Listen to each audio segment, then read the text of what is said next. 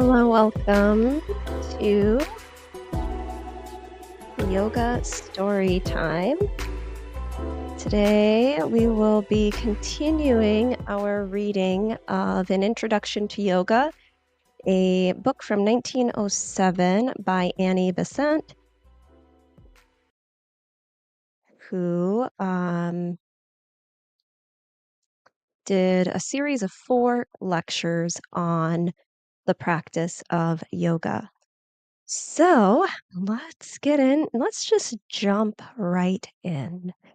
We ended, if you haven't already watched the first 4 videos on this text, feel free to check out the description and watch those videos, or you can go directly to Gutenberg.org. They have numerous public domain works that you can look up. And if you just type in An Introduction to Yoga, this will be the first one that pops up. If you put in yoga, you'll see it in a mix of other public domain yoga texts. So where did we leave off? I'm not going to do a whole lot of recap here. I think we'll just go ahead and jump right in. Just making up songs now. Okay, I did have my place and now I lost it again.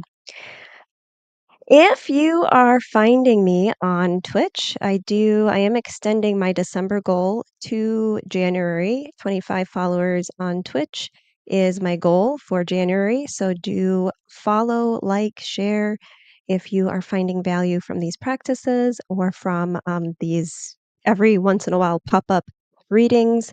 And if you are finding me on YouTube, same, you can like, share, and subscribe if you're finding value from the content that I'm sharing with you all.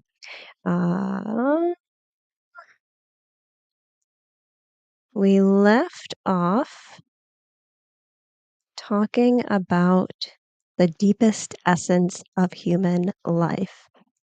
So we are in book 2, or lecture 2. So we're continuing lecture 2, and we'll see how far we get in the next 45 minutes with this text. Let me just see if we can find.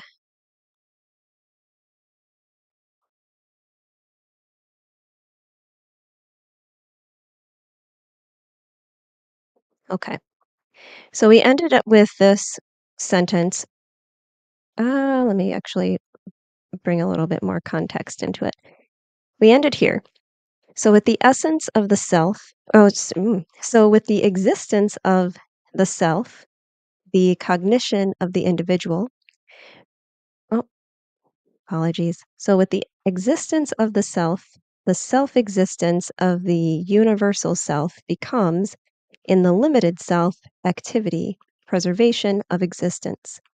So does the bliss of the universal self in the limited expression of the individual self become the will that seeks for happiness, the self-determination of the self, the seeking of self-realization, that deepest essence of human life.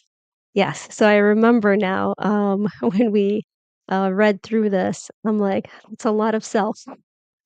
But I believe what she is getting at here, and do feel free as I'm reading through the text to share your thoughts in the comments as they relate to the text.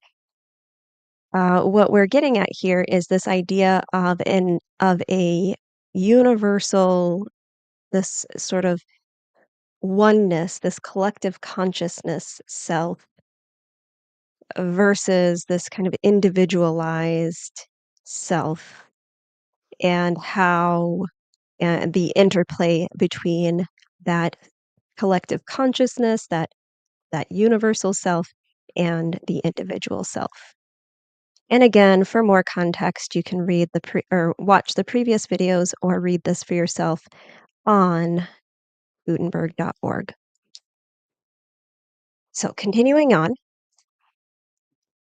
the difference comes with limitation, with the narrowing of the universal qualities into the specific qualities of the limited self.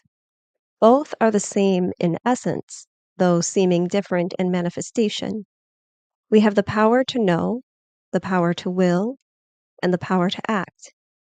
These are the these are the three greatest powers of the self that show themselves in the separated self in every diversity of forms, from the minutest moneron to the loftiest logos. Then, just as in the Samkhya, if the Purusha, the particular self, should identify himself with the matter in which he is reflected, then there is delusion and bondage. So in the Vedanta, if the self eternally free imagines himself to be bound by matter, identifying himself with his limitations, he is deluded. He is under the domain of Maya. For Maya is the self-identification of the self with his limitations. So because this, again, being a lecture, this is a little bit more academic, and it's also, um, there's a lot going on here. So the way that I'm reading this, and do feel free to share how you're receiving this. Um, the way that I'm reading this is this idea of, so for example, in mindfulness, there's this idea that we aren't identifying with our thoughts. We're not identifying with our emotions. We're not identifying with the we're not identifying with even our physical reaction to physical physical physical, mental, or emotional reaction to external stimulus. That is not our identity.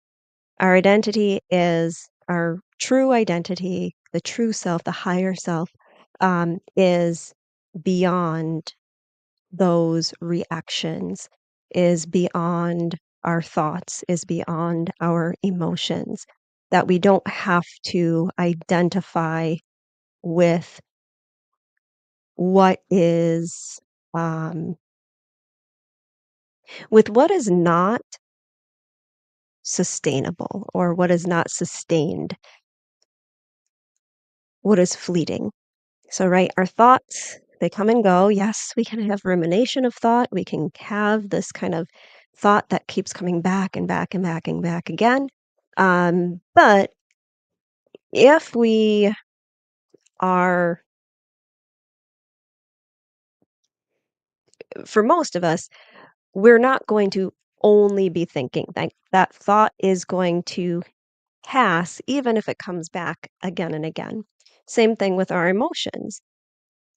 When we are moving through life, when we are experiencing life, there's a whole myriad of emotions that can arrive depending on our situation, depending on the context, depending on the what's going on in the world around. We can be very reactive and very responsive emotionally to the things that are happening in our world.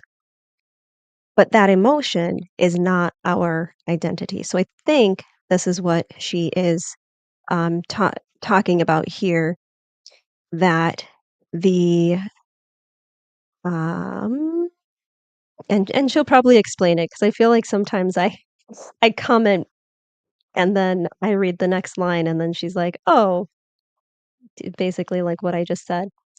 So yes, so that where is it? Uh, so anything that we're identifying with that is outside of our true self, that um, unlimited self, anything that where we're identifying with our limitations, our human limitations, is delusion. It's not our identity. It's not real. Here is the great difference between Samkhya and the Vedanta, or Vedanta. I think it's Vedanta, though. Pretty sure. According to the Samkhya, oh, let me jump back up here because I missed the rest of this paragraph. Okay.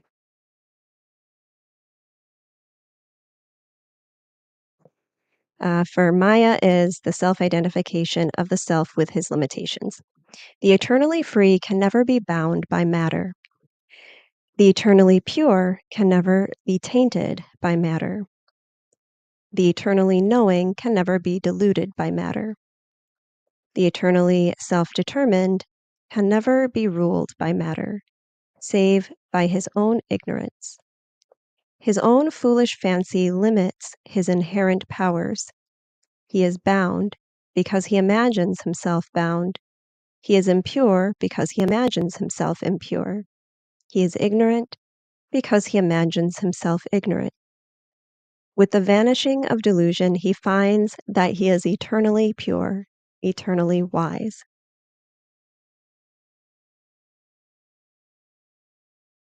Yes, so like I said, sometimes we will identify ourselves with limitations. We'll continue on. Here is the great difference between the Samkhya and the Vedanta. According to the Samkhya, Purusha is the spectator and never the actor. According to the Vedanta, the self is the only actor. All else is Maya. There is no one else who acts but the self. According to the Vedanta, there is no one else who acts but the self, according to the Vedanta teaching. As says Upanishad, the self willed to see, and there were eyes. The self willed to hear, and there were ears. The self willed to think, and there was mind. The eyes, the ears, the mind exist because the self has willed them into existence. The self appropriates matter in order that he may manifest his powers through it. There is the distinction between the Samkhya and the Vedanta. In the Samkhya, the propinquity. I remember having trouble with this word a couple of videos ago. In the Samkhya, the propinquity of the Purusha brings out in matter or prakriti all these characteristics. The prakriti acts and not the Purusha. In the Vedanta, self alone exists and self alone acts. He imagines limitation and matter appears. He appropriates that matter in order that he may manifest his own capacity.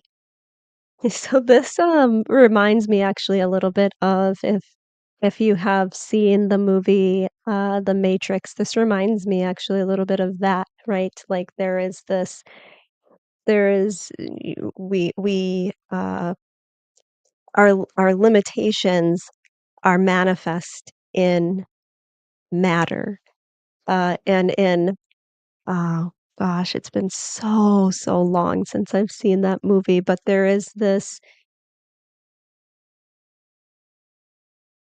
revealing that the world that is before us is not, in fact, what is reality, and that we can pierce through the facade of reality into a deeper reality. And this is what I think uh, this deeper philosophical, kind of metaphysical understanding of yoga looks like. It looks like we are piercing through the matter that is around us into what is deeper, the deeper spiritual understanding that everything here is limitation. Now, I am a person that tries to be pretty grounded in what is real. However, I remember having this moment where I was walking and it suddenly felt to me, and I cannot fully explain it. It suddenly felt to me that everything that I was walking past, I'm walking outside, I'm seeing houses, I'm seeing trees, I'm seeing grass and ground and sidewalk. And I suddenly had this feeling that everything was a set, like in a play or in a movie. And it just was this really strange, and there was nothing that I can recall that had really prompted this feeling or this sensation, but just like the feeling, a facade was just very, very present to me. I think about this also as this idea of kind of piercing through a veil where um, we don't always perceive things as clearly. And once we kind of open, right, kind of pull away the veil, or let's see how else we can think about this, taking the scales from the eyes. Once we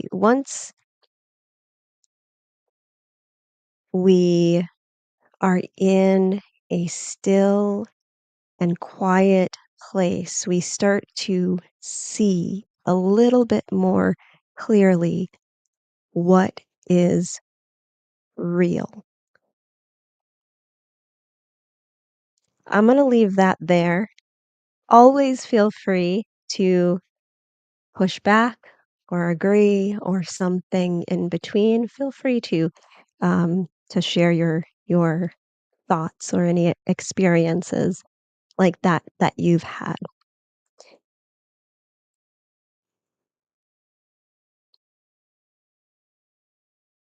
All right, where were we? I get so deep in the weeds with did I just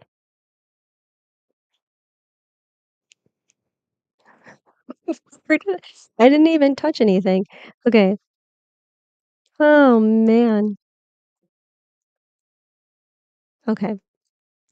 Self alone exists and self alone acts. Thank you all for your patience. He imagines limitation and matter appears.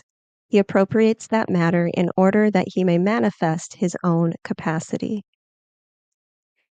The Samkhya is the view of the universe of the scientist. The Vedanta is the view of the universe of the metaphysician. Haeckel unconsciously expounded the Samkhya philosophy almost perfectly. Okay, keep trying to. There we go. I have these notifications, so my phone is connected to my laptop, and I have these notifications that pop up that I need to turn off, other it's quite distracting. Okay, thank you. All right. Hegel unconsciously expounded in his exposition that another idea would make it purely Samkhya. He has not yet supplied that propinquity.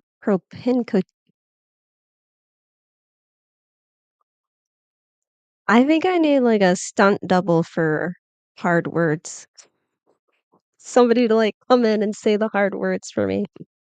He has not yet supplied that propinquity of consciousness with the Samkhya postulates in its ultimate duality. He has force and matter. He has mind in matter, but he has no Purusha. His last book, criticized by Sir Oliver Lodge, I don't know any of these people. I haven't read through this at all. So if you want to go ahead and do your own research on some of the people that she mentions, feel free. Is thoroughly intelligible from the Hindu standpoint as an almost accurate representation um, of Samkhyan philosophy. It is the view of the scientist, indifferent to the why of the facts which he records. The Vedanta, as I said, is the view of the metaphysician.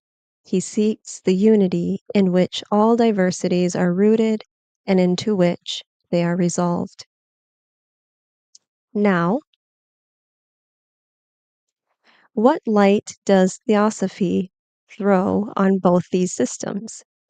Theosophy enables every thinker to reconcile the partial statements which are apparently so contradictory. Theosophy with the Vedanta proclaims the universal self. All that the Vedanta says of the universal self and the self limitation, Theosophy repeats. We call these self-limited selves monads. And we say, as the Vedantin says, that these monads reproduced the nature of the universal self,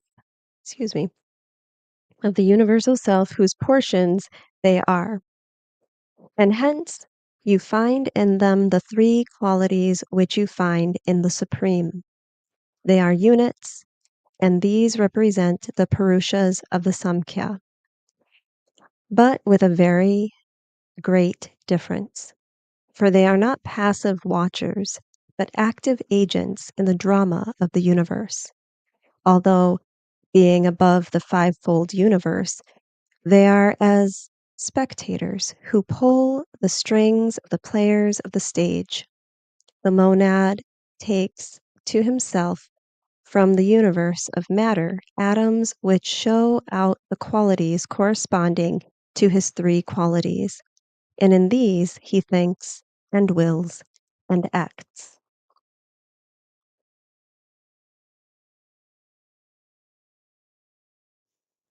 He takes to himself rhythmic combinations. And I'm just jotting down some notes. He takes to himself rhythmic combinations and shows his quality of cognition. He takes to himself combinations that are mobile. Through those, he shows out his activity. He takes the combinations that are inert and shows out his quality of bliss, as the will to be happy. Notice the difference of the phrase and thought. In the Samkhya, matter changed to reflect the spirit. In fact, the spirit appropriates portions of matter. And through those expresses his own characteristics. An enormous difference. He creates an actor for self-expression, and this actor is the spiritual man of the theosophical teaching, the spiritual triad, the Atma Buddhimanas, to whom we shall return in a moment. And I'm just going to write down Atma Buddhimanas, since she'll be bringing that back. I don't want to forget. The monad remains ever beyond the fivefold universe, and in that sense is a spectator.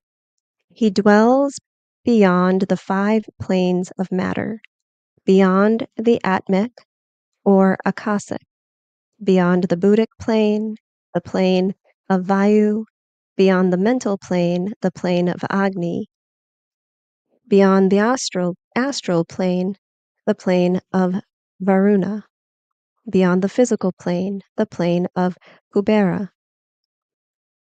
Beyond all these planes, the monad, the self,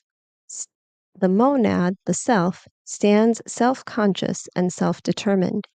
He reigns in changeless peace and lives in eternity. But as said above, he appropriates matter. He takes to himself an atom of the atmic plane, and in that he, as it were, incorporates his will, and that becomes Atma. He appropriates an atom of the Buddhic plane and reflects in that his aspect of cognition. And that becomes Buddhi. So we have the atmic plane, matter,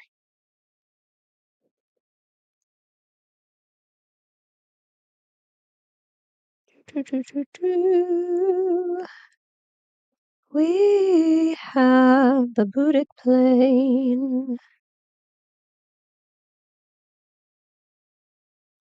and that's Buddhic,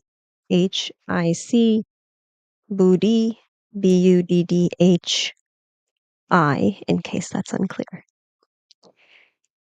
He appropriates an atom of the manasic plane and embodies, as it were, his activity in it, and it becomes manas. Thus we get Atma plus Buddhi plus manas.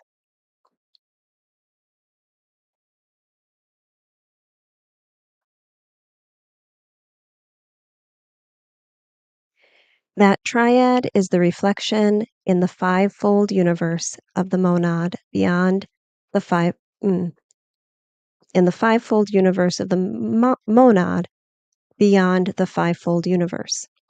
The terms of theosophy can be easily identified with those of other schools. The monad of theosophy is the Jivatma of Indian philosophy, the Purusha of Samkhya, the particularized self of the Vedanta. The threefold manifestation, Atma, Buddhi, Manas, is the result of the Purusha's propinquity to Prakriti, the subject of the Samkhya philosophy. The self embodied in the highest sheaths according to the Vedantic teaching. Let me read that correctly. Atma Buddhi Manas is the result of the Purusha's propinquity to Prakriti, the subject of the Samkhya philosophy. The self embodied in the highest sheaths according to the Vedantic teaching. In the one, you have the self and his sheaths, and in the other, the subject, a reflection in matter of Purusha.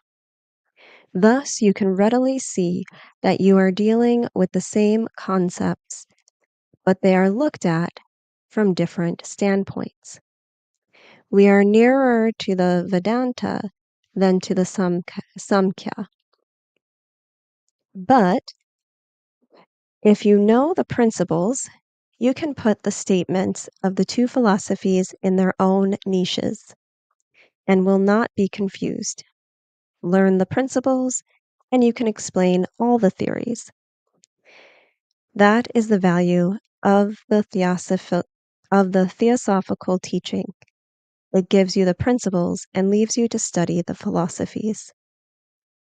And you study them with a torch in your hand instead of in the dark.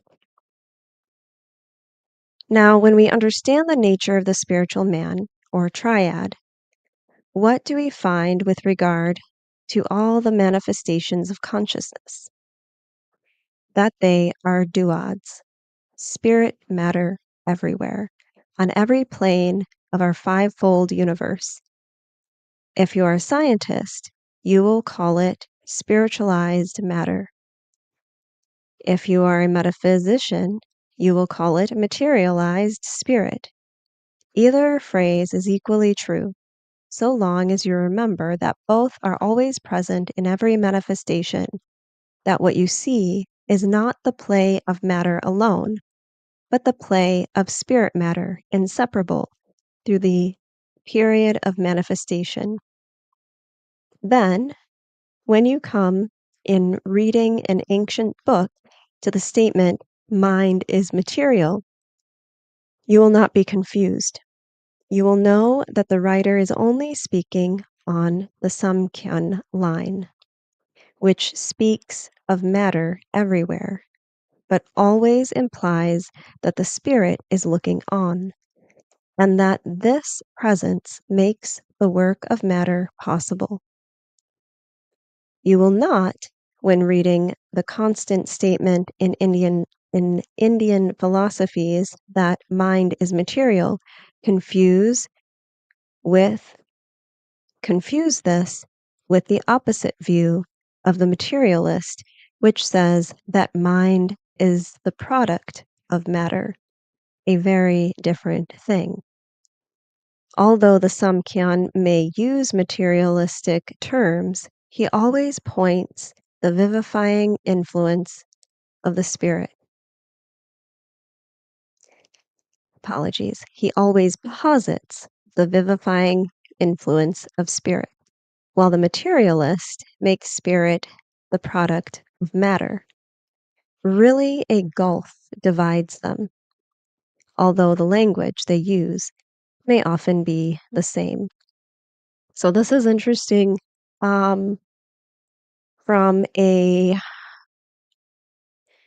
if we think about, so I'm thinking about this idea, for example, of prosperity gospel. If you're familiar in Christianity, there is this idea that your wealth, your material wealth, is a representation of your spiritual self. This is suggesting that it is because of a spiritual reality that we have a material reality. So yeah, just a thought that came to mind there. Let's see where we're at. We have about 10 minutes, so we'll continue on. Let's see, we are moving into our next section, and I think we'll get through this section. Not doing too much commentary today.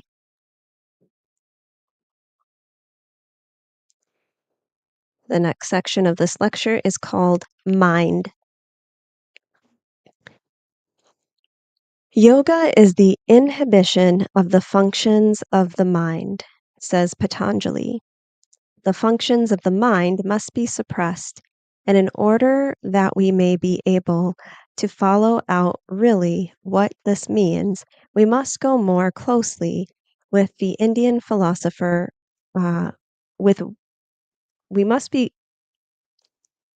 we must go more closely into what the Indian philosopher means by the word mind. Mind, mind in the wide sense of the term, has three great properties or qualities: cognition, desire or will, activity. So when I pause, I'm just taking some notes. Cognition.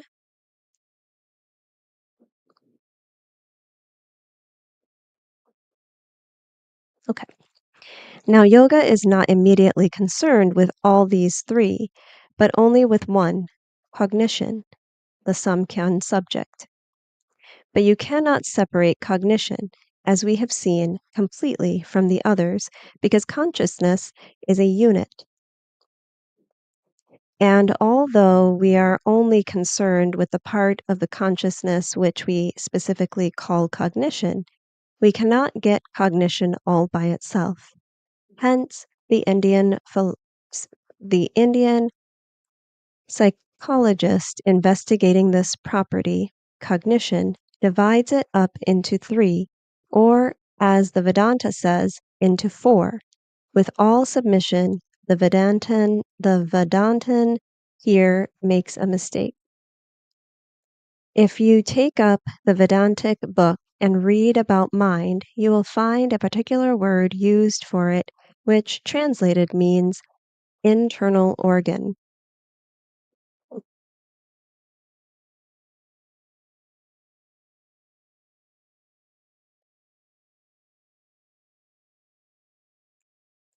This antakarana is the word always used where in English we use mind, but it is only used in relation to cognition, not in relation to activity and desire. It is said to be fourfold, being made up of manas, buddhi, ahamkara, and citta. But this fourfold division is a very curious division. We know what manas is, what buddhi is, what ahamkara is, but what is citta? What is citta outside manas, buddhi, and ahamkara? Ask anyone you like and record his answer. You will find that it is of the vaguest kind. Let us try to analyze it for ourselves and see whether light will come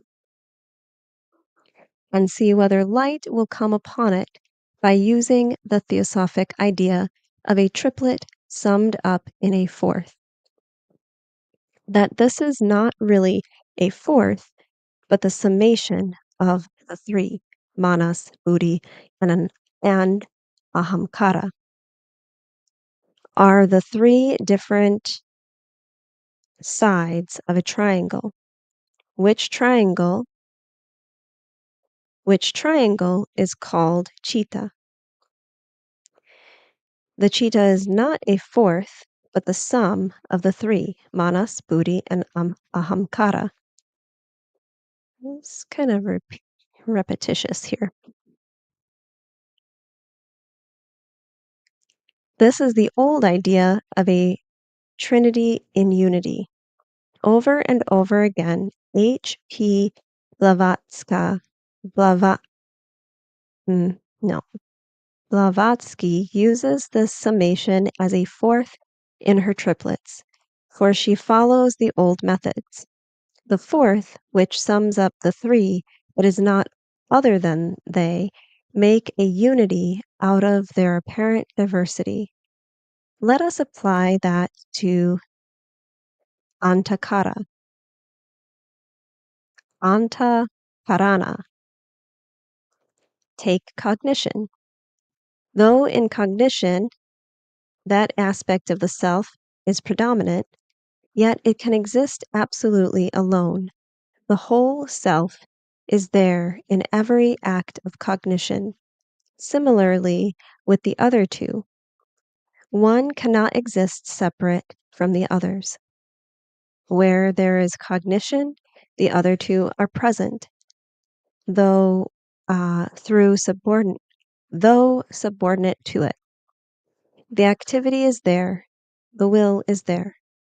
Let us think of cognition as pure as it can be, turned on itself, reflected in itself. This in the universe is represented by Vishnu, the sustaining wisdom of the universe. Vishnu, sustaining wisdom of the universe.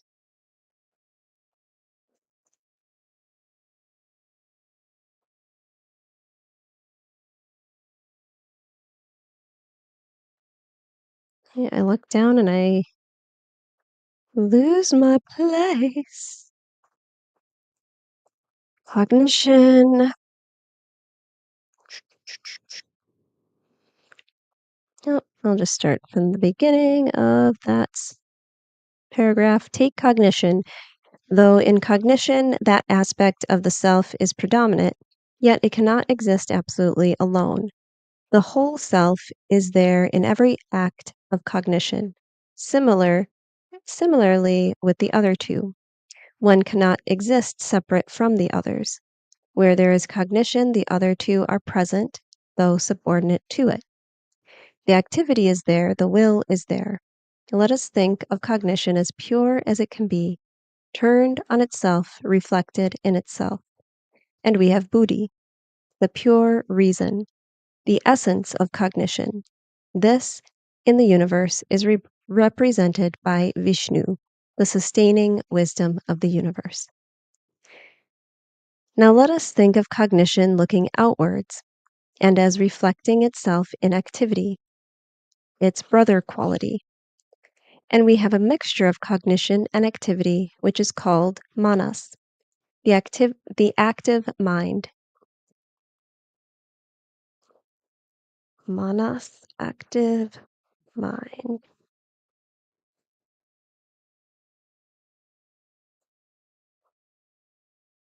Cognition reflected in activity is manas, in man, or Brahma, the creative mind in the universe. When cognition similarly reflects itself in will, then it becomes ahamkara, the I am I. Ahamkara.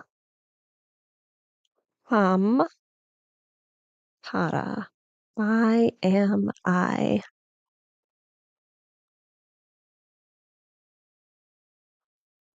The I am I in man, represented by Mahadeva in the universe. Thus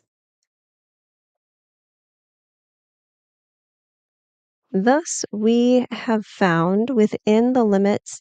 I was a little bit confused because I think there's a bit of a typo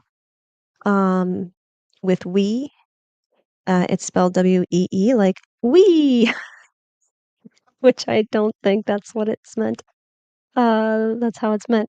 So thus we have found within the limits of this cognition a triple division, making up the internal organ of antakarana, manas, plus buddhi, plus ahamkara. And we can find no fourth. What is then chitta? It is the summation of the three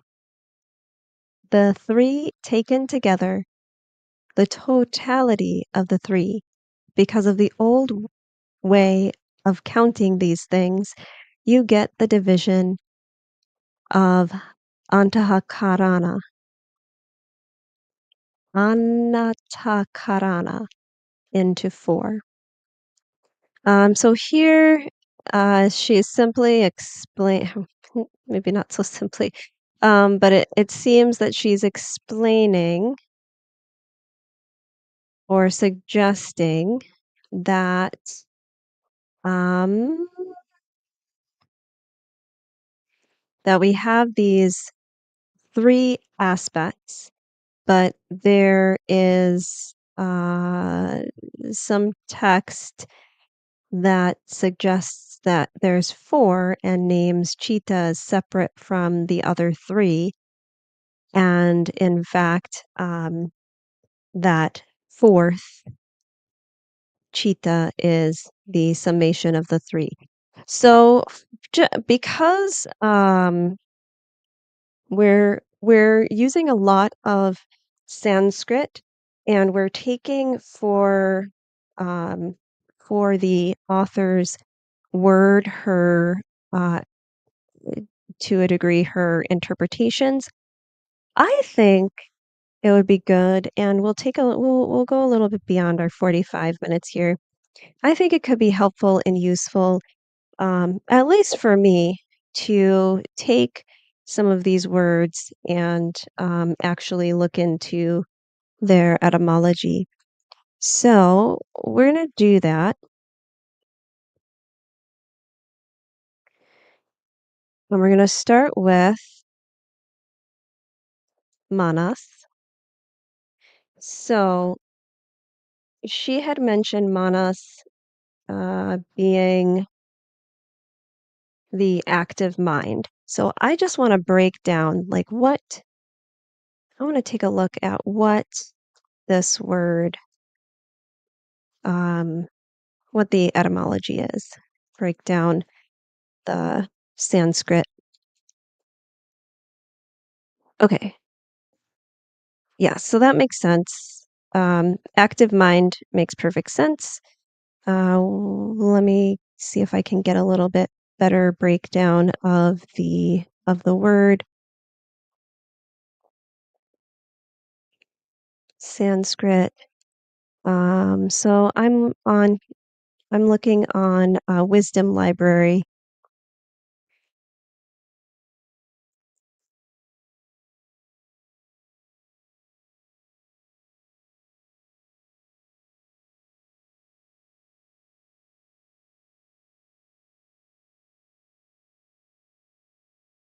Okay.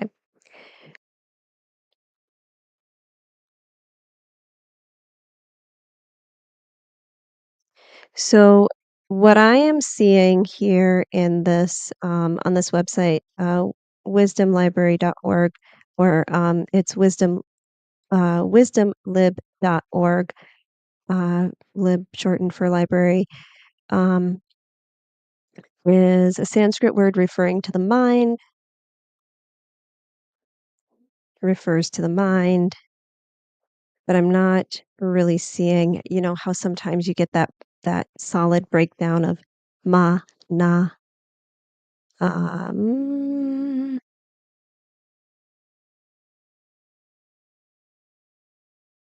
mostly and I'm just skimming here, scanning. I'm just really seeing mind. So I think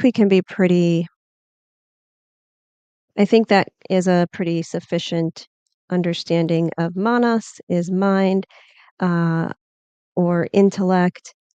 And especially when we think about intellect, that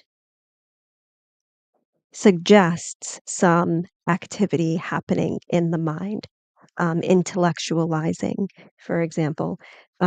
So active mind, I think, is uh, perfectly good way to describe manas. And then we have buddhi,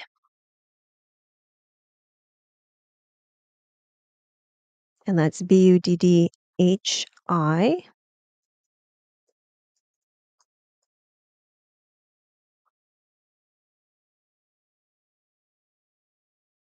I'm just going to do a regular search engine search here. Buddhi, and I'm literally just putting in etymology because I want to try to find the actual breakdown of the word.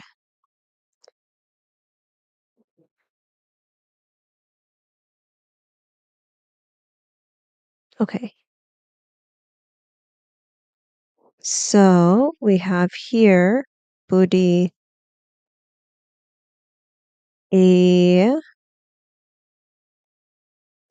transpersonal faculty of mind higher than the rational mind.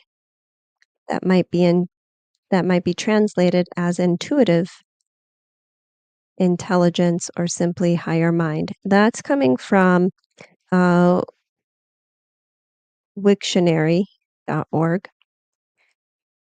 Buddhi.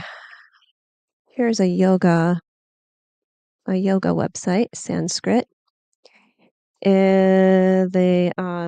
This one is asivanayoga.com, which is saying that buddhi means intellect or discernment. So again, still having to do with the mind, but perhaps a little bit more of an intuitive from more of an intuitive or discerning aspect than simply, uh, maybe not simply isn't the right word, but then from the active. So we have the active mind, and then we have the discerning mind. I cannot tell you how that is different. It doesn't seem that much different to me, which is why I always want to find root word "bood," which means to know or to awaken. So I was seeing that in some other spaces too, this idea of awakening. Um, Intellect, reason, discernment, wisdom. I wonder if they have mana in their search on this website. Manas, sensory mind.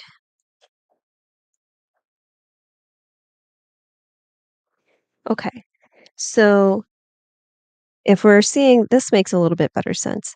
So if we're seeing manas as sensory mind, this more maybe kind of like that surface level intellect, if that makes sense. Buddhi being this more awakened intellect, maybe a deeper understanding, discerning, um, yeah, a little bit deeper understanding of things. And then we have, what was that other one? So we have manas, we have buddhi, and we have aham, aham, ahamkara.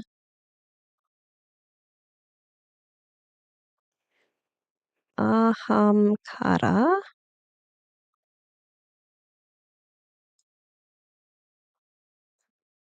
which is ego sense of individuality.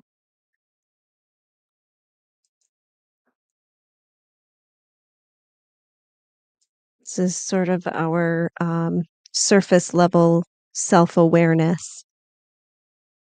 So let's see, root words aham means I, and kara, maker or doer.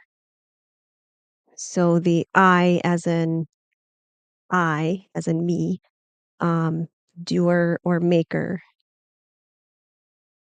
I, doer, maker. So I think ego kind of speaks to that a little bit. I do, I make. Um, so there's an action associated with that. So it's not I am, right? So it's I doer. So there is a element of something that I do, that I am active in. Yeah, I would recommend actually checking out this, just kind of looking into these things for yourself. If you're quite interested, I get curious about it. Um, Curious about these words. So we have those three that are thought to be uh, the combination, or rather, chiti is thought to be the summation of those three. So let's look up chiti.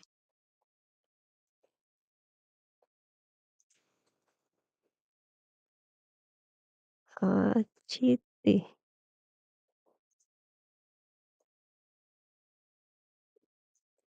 Am I gonna find that here? Let's go back to my search.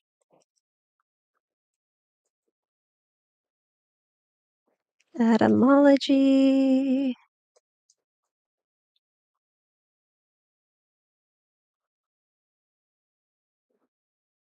Let me make sure that I'm spelling it right. Chitta.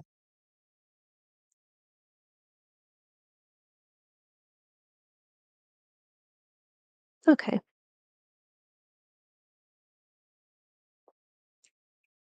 And here I'm back and looking at this in the wisdom library.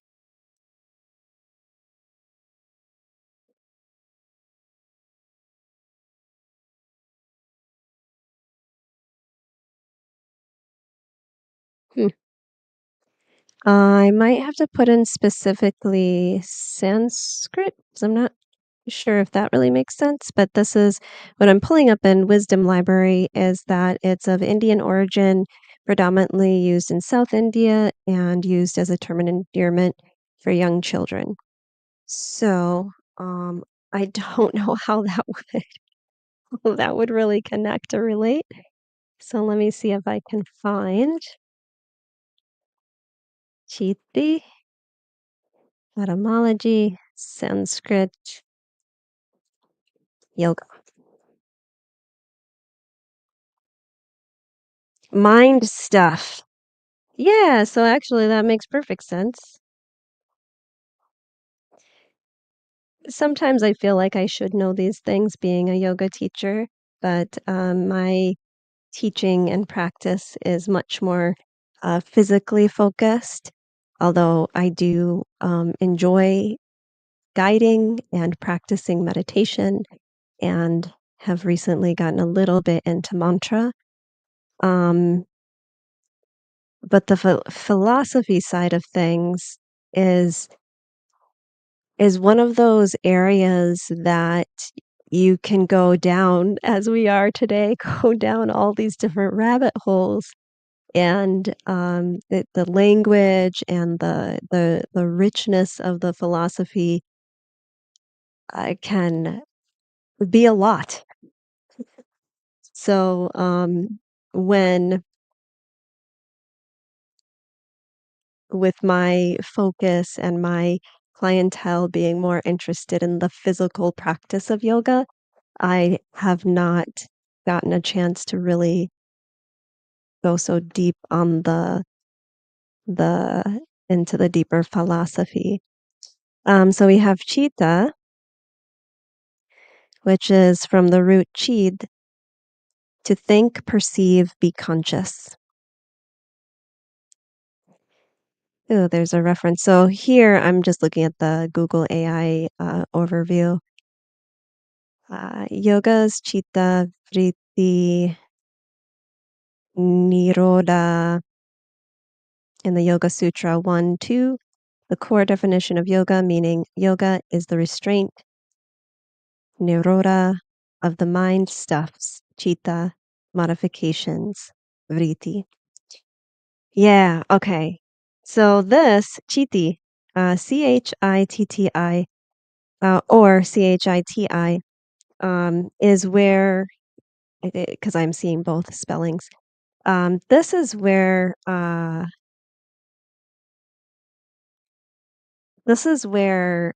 we talk about monkey mind a lot in yoga. Or a lot of people talk about monkey mind in yoga. I don't often um, use that term, but it's this idea that we're busy, our mind is busy. It's always like hopping from one thought to the next, and I'm going to show you in a moment the beautiful sky because I've become distracted by it. Um,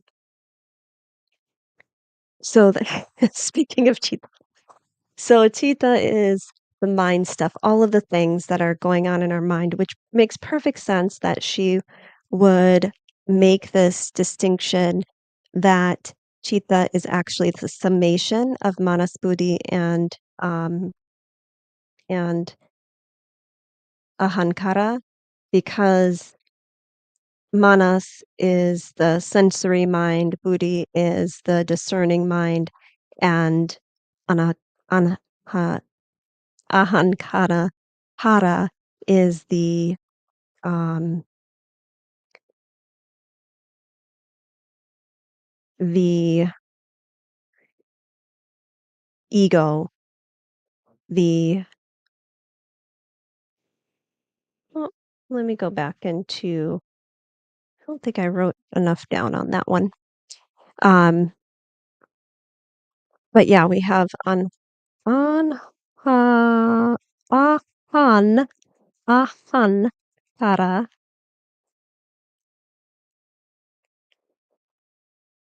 So is that sense of individuality. Yeah, that makes sense. Um,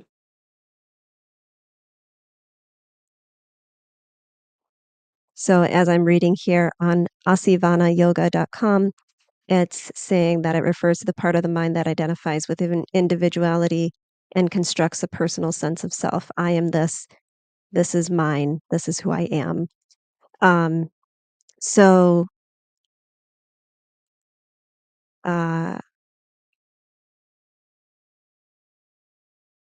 I make, I do, and so on. So these parts of the mind, this this part of the mind that takes in, this part of the mind that judges what it takes in, and this part of the mind that interacts with what is being taken in based on a sense of its I of our identity, whatever we think our identity is, all culminates into mind stuff. This is all of our mind stuff. So, with that, before it goes away, maybe I can give you a beautiful glimpse of what appears to be, yeah, that seems about right. It's 4:30 here, Central Standard Time, just about. So, I want to show you see if we can take the camera a long-ish cord here and bring it toward the window so that you can see the beautiful sky that we have happening. I'm going to try to keep this as still as I can. It just doesn't do it justice quite. Let me actually stand.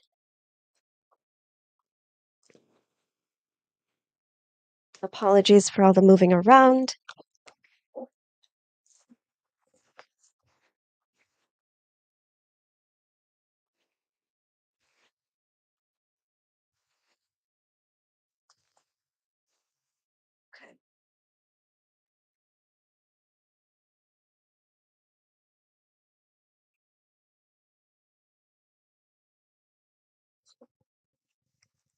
You might kind of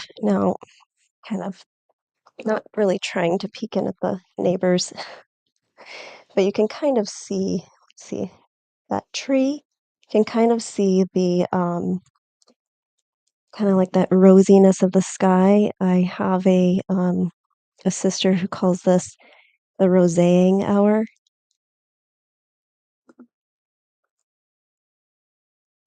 If you enjoy wine, this is a good time to have a rosé. So we have the roséing hour here. I'm not sure if it's quite coming through the beauty of the sky, but it has its pinks and its bluish gray, and I can see like the outlines of the clouds. Let's see if I can get a little bit closer without without looking like we're spying on the neighbors.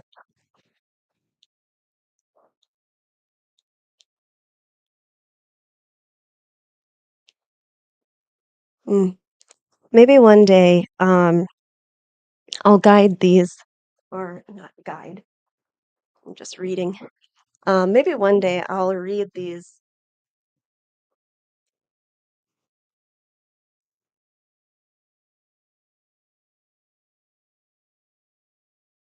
There we go.